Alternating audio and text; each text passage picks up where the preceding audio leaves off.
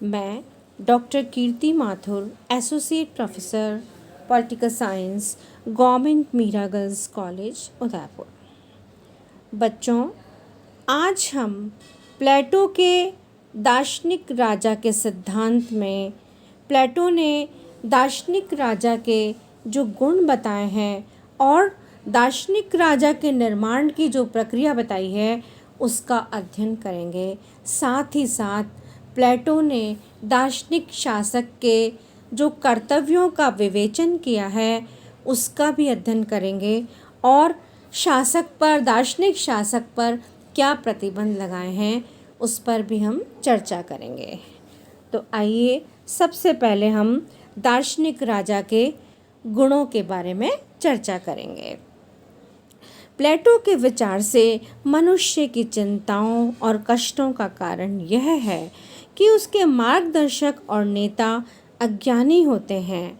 राज्य रूपी नौका को खेने के लिए ज्ञानी, कुशल और निस्वार्थ नाविक की आवश्यकता है जो शासन चलाने योग्य हो, आकर्षणों से अविचलित रहे और वह जानता हो कि वास्तविक सुख क्या है और श्रेष्ठ जीवन का क्या तात्पर्य है।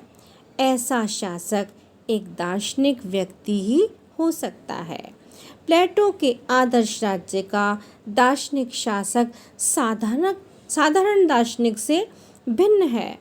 उसे समझने में तीव्र, जानने को उत्सुक, बुद्धि में अद्वितीय, बाह्य आकर्षणों के प्रति उपेक्षित, वीर, साहसी, आत्मसंयमी तथा न्याय और सत्य का मित्र होना चाहिए।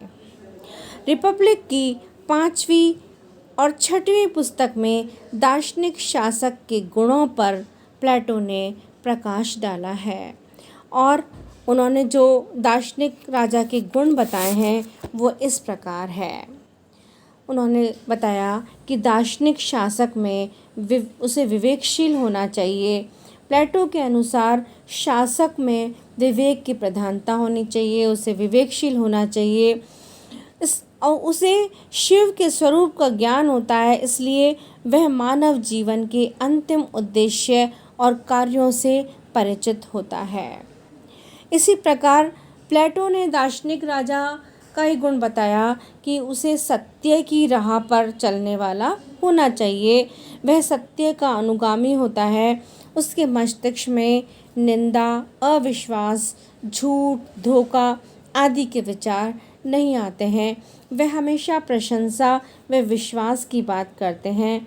प्लेटो ने कहा है कि झूठ के विचार से शासकों में घृणा होती है। इसी प्रकार उन्होंने दार्शनिक राजा का नेक्स्ट गुण बताया, न्यायप्रिय। आदर्श राज्य में दार्शनिक राजा न्याय का प्रेमी होता है। न्याय का अभिप्राय है अपने अपने कार्यों की पूर्ण रूप से पालना करना और निश्चित कार्य विभाजन होता है। दार्शनिक राजा इस बात का ध्यान देता है कि राज्य के दोनों वर्ग, सैनिक वर्ग और उत्पादक वर्ग अपने अपने समुचित कर्तव्यों का पालन कर रहे हैं या नहीं, ताकि न्याय की व्यवस्था बनी रहे। इसी प्रकार नेक्स्ट गुण बताया, निस्वार्थी। प्लेटो का दार्शनिक राजा निस्वार्थी होता है। उसके पास संपत्ति और परिवार नहीं होता है। वह कंचन व कामिनी के मोह से मुक्त, सर्व कल्याण की भावना से ओतप्रोत होता है। उसे विवाह करने और परिवार रखने का भी अधिकार नहीं है। नेक्स्ट गुण है आत्मनियंत्रण। दार्शनिक राजा का सर्वोच्च गुण है आत्मनियंत्रण। वह अपने जीवन और शासन का संचालन स्वयं करने की क्षमता रखता है और वो इतना आत्मनियंत्रित होता है कि वो किसी भी प्रकार की त्रुटि नहीं करता। नेक्स्ट गुण है तीव्र स्मरण शक्ति। दार्शनिक राजा का एक गुण है उसकी तीव्र स्मरण शक्ति। किसी भी व्यक्ति के लिए दार्शनिक राजा का अर्जन तभी संभव है जबकि उसके पास अच्छी स्मरण शक्ति हो। नेक्स्ट गुण है शांत स्वभाव। प्लेटो ने कहा कि दार्शनिक शासक का स्वभाव शांत होना चाहिए। राजनीतिक विचारक नेटलशिप ने लिखा है कि सच्चे दार्शनिक को स्वभाव से शांत होना चाहिए। प्लेटो ने दार्शनिक शब्द को जिस अर्थ में प्रयोग किया है वह इस अर्थ से सर्वथा भिन्न है जिसे हम बोलचाल की भाषा में ग्रहण करते हैं। प्लेटो ने दार्शनिक शब्दावली को नवीन अर्थ प्रदान किया है। इसी प्रकार नेटलशिप ने भी यह लिखा है कि दार्शनिक से प्लेटो का अर्थ यह नहीं है जिसे हम लोग समझते हैं। शब्द के पूर्ण अर्थ में उसका तात्पर्य प्रतिभाशाली व्यक्तियों से है।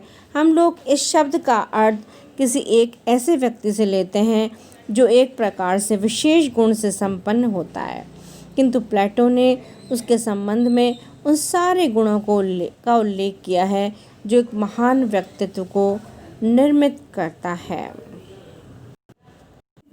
अब हम चर्चा करेंगे कि प्लेटो ने दार्शनिक राजा के निर्माण की क्या प्रक्रिया बताई है।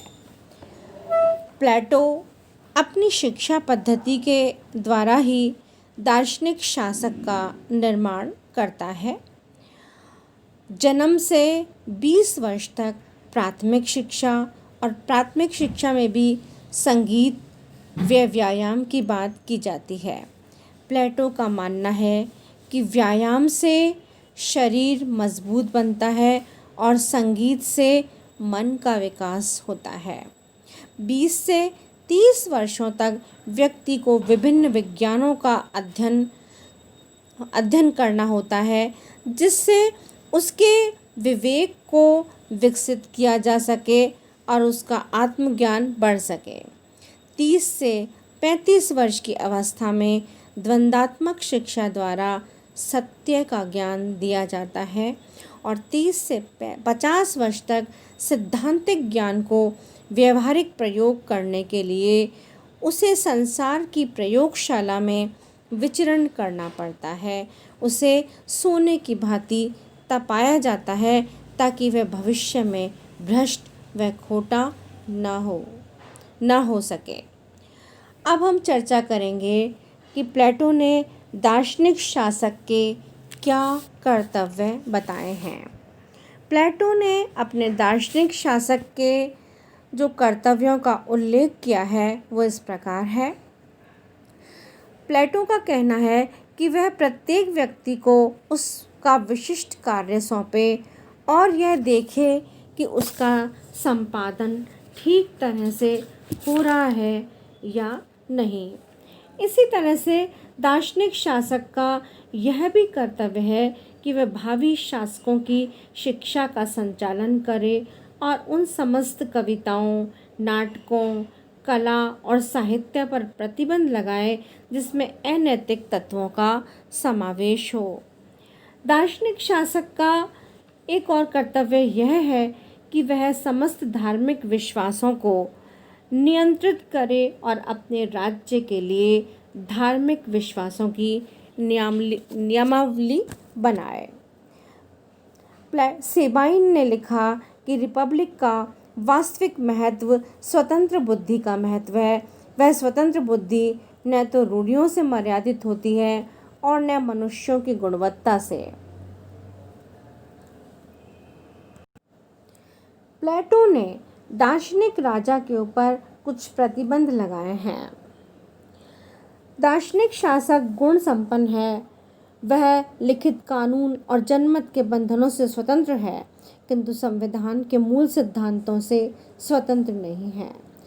प्रसिद्ध विचारक बार्कर के मतानुसार यद्यपि दार्शनिक शासक का शासन ऊपर से देखने पर निरंकुश शासन से मिलता जुलता लग सकता है, वह लिखित विधि से स्वतंत्र हो सकता है, पर जिन्हें हम संविधान का मूल अनुच्छेद कह सकते हैं उनके अंकुश से वह स्वतंत्र नहीं होता। दार्शनिक का काम यह नहीं कि मनमाने ढंग से राज्य को प्रभावित करे या उसे बदल डाले। वह तो उसके मूल सिद्धांतों के प्रति निष्ठा रखते हुए एक अचल संस्था के रूप में उसकी रक्षा के लिए, उसकी स्थिरता बनाए रखने के लिए होता है। तो प्लेटो ने दार्शनिक राजा के ऊपर कुछ प्रतिबंध लगाए हैं जो इस प्रकार हैं। फर्स्ट है राज्य में धन और निर्धनता के प्रवेश को रोकना। प्लेटो ने अपने रिपब्लिक में लिखा कि शासक को यह देखना पड़ेगा कि राज्य में निर्धनता अथवा धन दोनों का प्रवेश नहीं हो, क्योंकि धन से विलासिता, आलस्य और वैमनस्य पैदा होता है और दरिद्रता से कुकर्म और निकम्मापन आता है।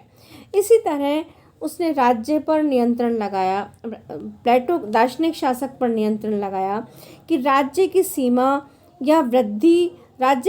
की वृद्धि या कमी को रोकना।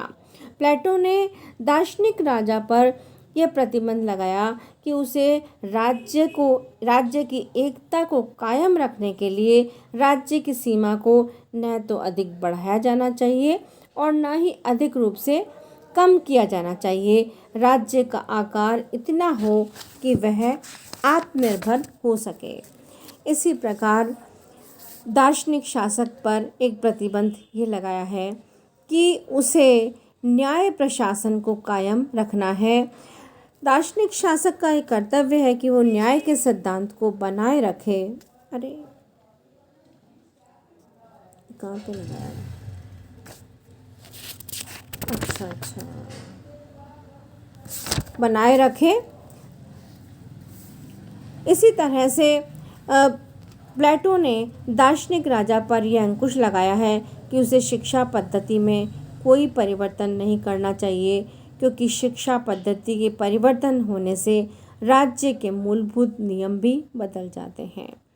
मर्यादित प्लेटो का दार्शनिक शासक निरंकुश नहीं होता है, स्वामी नहीं सेवक होता है। उसे मर्यादा में कार्य करना होता है और उसे आदर्श राज्य के मौलिक सिद्धांतों का पालन करना पड़ता है।